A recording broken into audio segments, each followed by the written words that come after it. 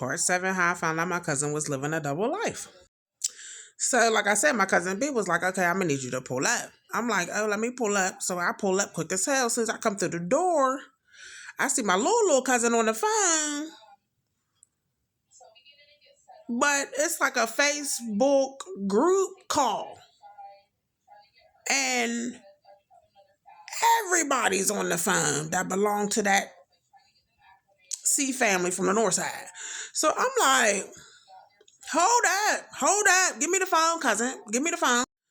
So the first thing I say is, excuse me, this is a situation that needs to be talked amongst adults. She is not old enough to have this conversation, though she may know what's going on.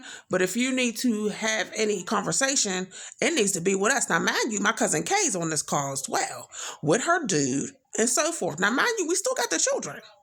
So I'm like, yeah, so what's going on? Like, you know what I mean?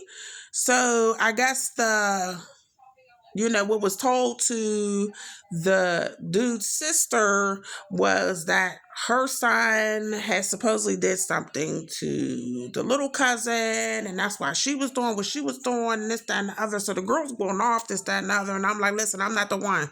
I'm not the one, because I know where you live. I can pull up easily and we can have this conversation face to face. And my cousin Kay's on the phone, like she just turned coat. Like she don't fuck with us. She's saying, fuck that, I'm not an A no more. I'm a C.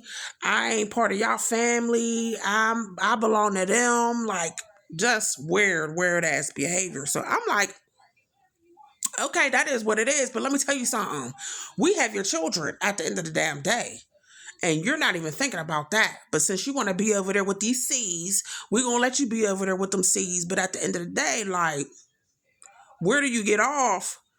You know what I'm saying? Just dismissing the fact that your children's over here and they need their mother. But at the end of the day, you're deciding to be over there. So I'm cussing everybody out. Like, I don't give a damn. At the end of the day, we call CYF. We put in the request for CYF to come and check out everything and see what the heck's going on, because we will not be responsible for anything, because at the end of the day, we was trying to save these children. So whatever y'all been doing will be exposed, and that's just the bottom line. So me and Dude get into it. He's talking about, this, that, and that. Because I told my cousin, Kay, I said, when I see you, I swear on everything, I'm going to smack out of you. Like, as soon as I see you on somebody's bar stool, I'm a smack you. And she's like, oh, why are you going to do that to me, cousin? I'm like, because you just truly just showed me you don't give a damn about these children. Like, I have no respect for you at all. Like, this is just so crazy. Like, you don't even know what type of trauma you're causing for these babies, and you're just disrespectful as hell.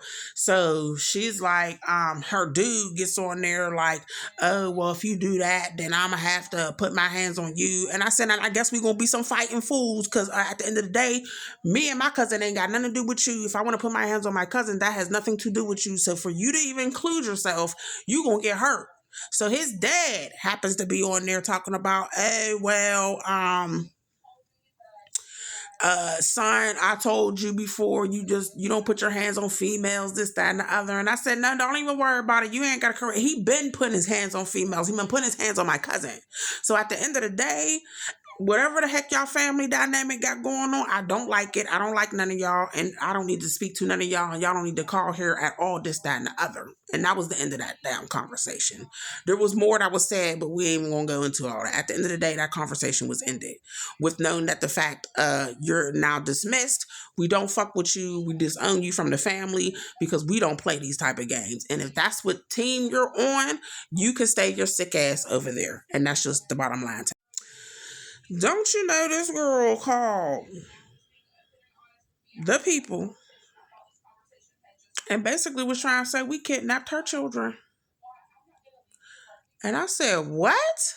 So one of the workers called my cousin B, and was like, yeah, you need to meet us at the police station and drop off the baby and the little one. So now at this point, I'm like, oh, so now because we had exposed a little bit, Now you want to take the children away? You want to come now? You want to have the police and so forth? You want us to meet you at the police station so we can drop the babies off because now you don't want the one that was on mute to start talking because she's starting to talk and you don't want her to tell everything because she will. So now you trying to basically what she's trying to do is just remove her children. Now, mind you, oldest little cousin, she has the right to make a choice. So she made a choice that she wanted to stay with her aunt. Great choice, baby, because for your safety, we want to see you succeed and be great. And she's doing that right now. So at the end of the day, yeah, we don't want you to be around none of that. So she stays. So we are mandated to take the 4-year-old and the baby back to the mom. So we got to meet the police we got to meet her at the police station with the children. Hurt piece. So me and my cousin pull up and this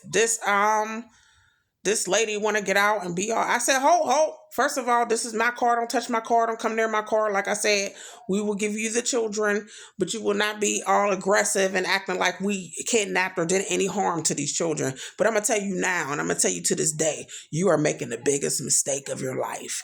And when you find out why, I hope you never get no sleep. And that's what I said to that woman. I cursed her. I cursed her right where she stood.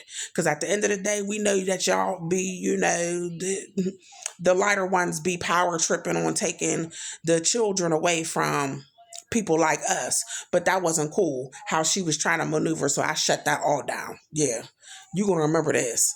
Just remember this. Remember this is what I told her. I'm one thing about me, I go by my intuition. So if I believe something, that's what I believe because I believe that God put that power there for me to know, beware. So I basically told her, you're going to regret this. You're going to regret this.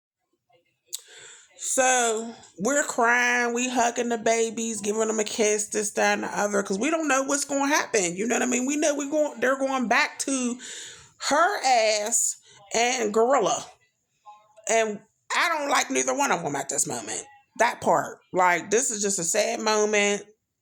Just a sad moment. I'm like, oh man, like, how are we going to even get in touch with them? Because we don't fuck with them. So how are we going to even get in touch with the babies, this, that, and the other? It was a